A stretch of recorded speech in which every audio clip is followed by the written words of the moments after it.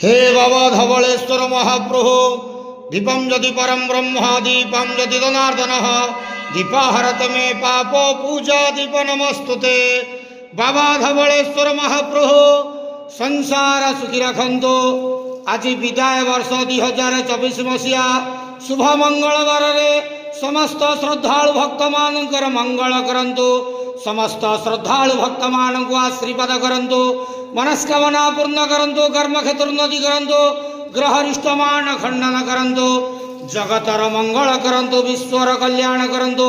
आपणकर नाम विख्यात करंतु। सबकर डाक श्रवण करंतु। बाबा धवलेश्वराय नमो नमः। संसार सुखी रखंतु आनंद केवार हरि बोलो।